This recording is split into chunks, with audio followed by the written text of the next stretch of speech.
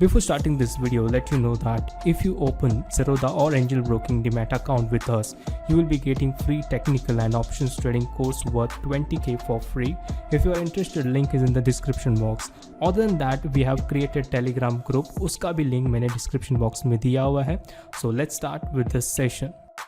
Indian fast food chains में latest entrant Burger King stock market में entry मारने वाली फर्स्ट फास्ट फूड चेन होने जा रही है. फास्ट फूड का बिजनेस कभी भी बुरा नहीं जाता क्योंकि आजकल लोगों के पास टाइम की बहुत कमी है. इसलिए मैकडॉनल्ड्स, डोमिनोज, बर्गर किंग जैसे फास्ट फूड चेन्स का बिजनेस काफ़ी बूमिंग चल रहा होगा, ऐसे फर्स्ट लुक से लग रहा होगा आपको. लेकिन क्या आपको पता है कि बर्गर किंग कंपनी जो 2014 में इंडिया में अपना पहला ब्रांच खोला था, वो 2020 तक प्रॉफिट नहीं कमा पाई है. अब तक बर्गर किंग लॉस में रन कर रही है, यानी इसका ऑपरेटिंग कॉस्ट इसके रेवेन्यू जनरेशन से भी ज़्यादा है. क्या आपको पता है कि बर्गर किंग के ओनर्स के ऊपर लीगल केस है और मार्केट में इनका डेप्थ भी है? तो क्या बर्गर किंग का आईपीओ एक आखिरी कोशिश है बर्गर किंग के मैनेजमेंट की तरफ से कंपनी को बचाए रखने की? इन सारे सवालों का जवाब आपको मिलेगा आज के वीडियो में, तो वीडियो को एंड तक ज़रूर देखिए और चैनल को सब्सक्राइब कीजिए. सबसे पहले आईपीओ की डिटेल्स देख लेते हैं. बर्गर किंग आईपीओ का टोटल साइज है 810 करोड़. इस आईपीओ में दो सेगमेंट्स है, फ्रेश इशू और offer for sale. Fresh issue में कंपनी अपने शेयर्स को पब्लिक डोमेन में लाएगी और उसको बेच के जो भी पैसा आएगा वो सीधे कंपनी के पास जाएगा. फ्रेश इशू के अंदर 7.5 करोड़ शेयर्स बेचे जाएंगे और इससे लगभग 450 करोड़ रेज किया जाएगा. ये पैसा कंपनी के रेस्टोरेंट चेन के एक्सपेंशन के काम में लगाया जाएगा. ऑफर फॉर सेल में कंपनी के existing share holder QSR Asia लगभग 6 करोड़ शेयर्स बेचेगी और इससे 360 करोड़ रेज किया जाएगा. ये पैसा पूरा का पूरा शेयर होल्डर्स यानी QSR एशिया के पास जाएगा, यानी कंपनी के हेल्थ या एक्सपेंशन में कोई भी ये पैसा नहीं लगने वाला. तो अगर सही मायनों में देखा जाए तो 450 करोड़ ही इस कंपनी के फ्यूचर में इन्वेस्ट होने वाले हैं. क्या ये काफ़ी है? 59 to 60 के प्राइस बैंड में ये आईपीओ इशू होगा, जो काफ़ी लोअर लिमिट पर दिखती है. लेकिन 250 शेयर्स का मिनिमम लॉट का मीनिंग है कि आपको कम से कम 15,000 का इन्वेस्टमेंट करना पड़ेगा, जो करंट मार्केट में ज़्यादा भी नहीं है, कम भी नहीं है. बर्गर किंग का कंपनी का शेयर होल्डर पैटर्न मैंने नीचे इमेज में दिया हुआ है, तो आप देख सकते हो. QSR एशिया का ऑलमोस्ट 99.39% स्टेक है, मतलब मेजर स्टेक उनके पास ही है.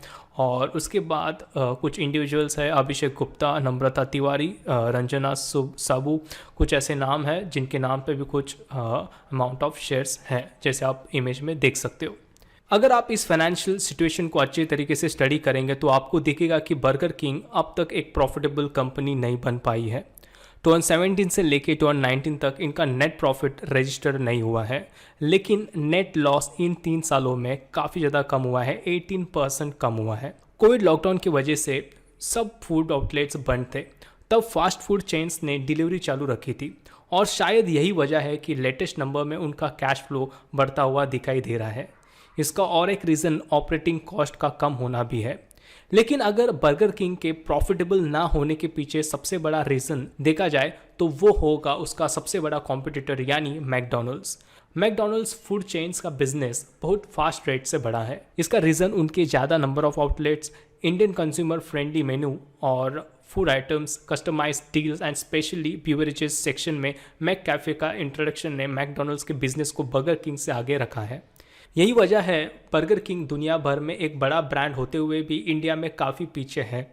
अब सवाल ये आता है कि आईपीओ से आने वाले पैसों का लगाकर बर्गर किंग अपने मेनू और स्टोर का रिनोवेशन करेगी या कुछ ऐसे बिजनेस स्ट्रैटेजी निकालेगी जो मैकडॉनल्ड को पीछे छोड़ने में सक्सेसफुल हो जाएगी. ये देखने वाली बात होगी, लेकिन बर्गर किंग कंपनी का ओवरऑल पर्सपेक्टिव अच्छा नहीं दिखाई दे रहा है इंडिया में. तो बर्गर किंग आईपीओ की स्ट्रेंथ क्या है? देखिए, strong customer value proposition, exclusive franchisee rights in India, brand value and customer loyalty, vertically scalable supply chain, experienced and professional management team.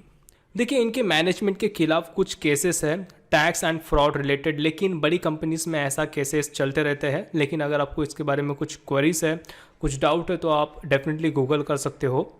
Burger king का कोई बड़ा डेप्थ भी नहीं है, लेकिन सबसे बड़ा चैलेंज इनके सामने ये है कि कैसे मैकडोनल्ड्स को नंबर 1 के पोजीशन से उतार कर उस पर बैठ जाए। और इसके लिए उनको सबसे पहला मेनू और आउटलेट्स दोनों बढ़ाने होंगे और इंडिया सेंट्रिक करना होगा, वरना ये आईपीओ आखिरी कोशिश बन के रह सकती है बर्गर किंग के लिए। मेरा सजेशन यही होगा कि पहले एक दिन जीएमपी का ट्रेंड देखिए और अगर फेवरेबल ना लगे तो लिस्टेड होने दीजिए, फिर उसमें पैसा लगाइए। फूड इंडस्ट्री डूबने वाली नहीं है, इसलिए शॉर्ट टर्म में पैसा आप कमा ही लोगे। So guys, thank you and have a nice day, and please channel को सब्सक्राइब कीजिए अगर आपने अभी तक चैनल को सब्सक्राइब नहीं किया है, और हमारा टेलीग्राम ग्रुप को भी ज्वाइन कीजिए। So guys, thank you and have a nice day.